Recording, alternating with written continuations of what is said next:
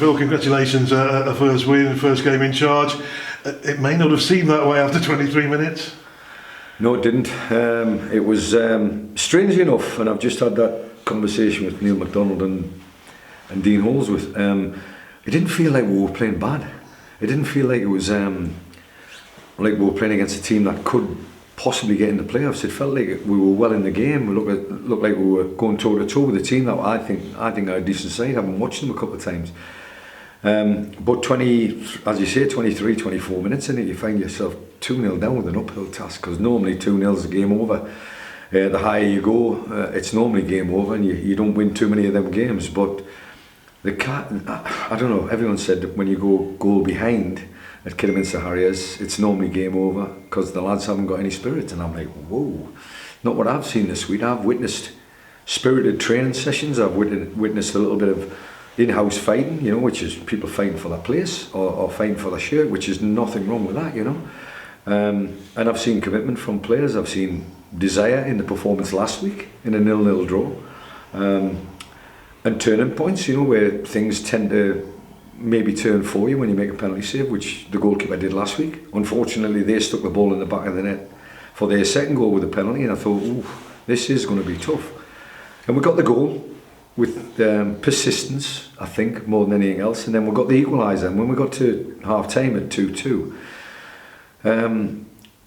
I think the conditions were playing a big part in the game, you know. It was really blowing a gale and, you know, 40 mile an hour winds against you or in your face or with you.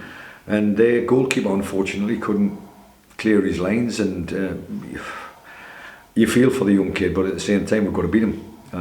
We've got to get the ball past him, and we eventually did. And there's some great performances, you know, individual performances. You know, somebody's got to get the Man of the Match award, but as far as I'm concerned, the team performance was outstanding. Yeah, you said that you wanted to see a responsive team. Yeah, you said that it's a big battle, everybody's in. You want to see the players bring that game to you to get you out. Yeah. They showed it in abundance, didn't they, today? They did.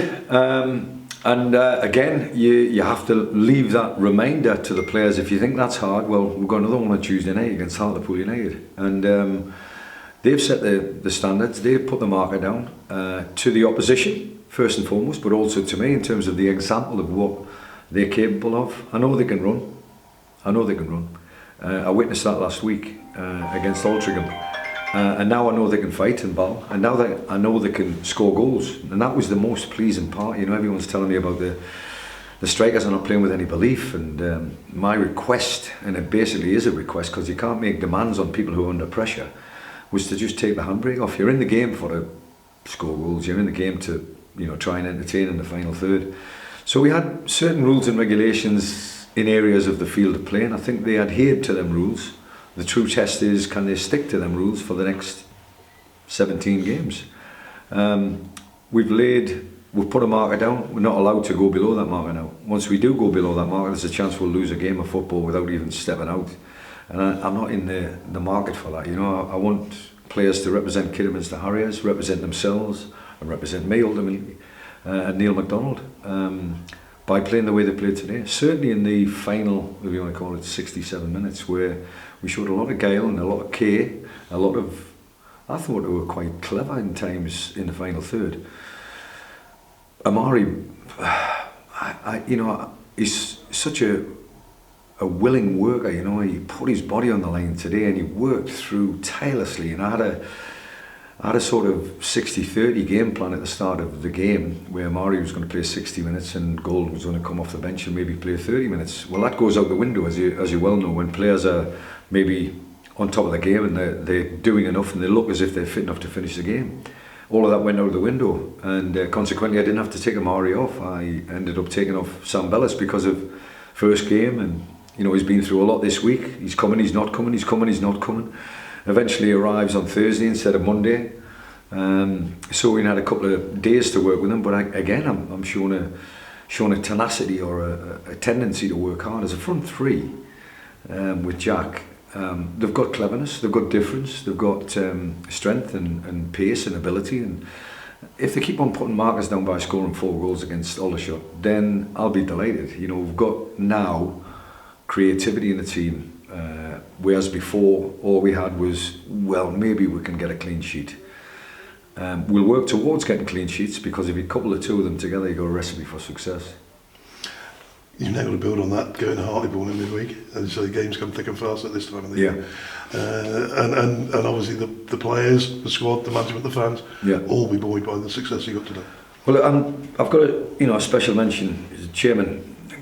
A quid for a kid for a start, So he was going to make sure that the numbers were up, and it was fantastic to see over 3,000 turn up, for a team that's supposed to be, 24th in the National League and languishing and got no hope and no chance and this and the other. 3,000 supporters turning up was fantastic. If you said that worldwide, the 5th or the 6th or the 7th tier of English football, how far down you can go, you can boast 3,000 at home. It's just fabulous. So the supporters have put a marker down to me. And hopefully we've put a marker down to them with the way we played and the way we showed character coming back from 2-0 down. I think maybe the supporter of old might have gone for a pint at half time thinking it's game over. But the supporter of the new Kidderminster Harriers hopefully was staying in place, input, because we've got a chance of scoring goals. And when you've got a chance of scoring goals, you might as well stay and watch us. We eventually put the ball in the net 4 times. We afforded the missed penalty. We afforded a couple of great chances to 1 or 2 of the players. But all in all, you've got to see it. I think Tommy would admit we deserved to win the game. And with that deserved winning of the game, I think goes down to hard work first and foremost. But the quality in the final third for me was the best part, or the most enjoyable part for me. So again, as you've made reference to it, at least we've got a threat now when we go to Hartlepool United. It'll be a different game, away from home. Hopefully the game will be on. We've got storms coming and wind coming. Again, I'd like to thank the people who got the game played, because I was here at 8:30. I think we were all here at 8:30 making sure the lights were turned on and the electricity was turned on because the heat lamps were on the pitch. But we got the game on, and thank God we did.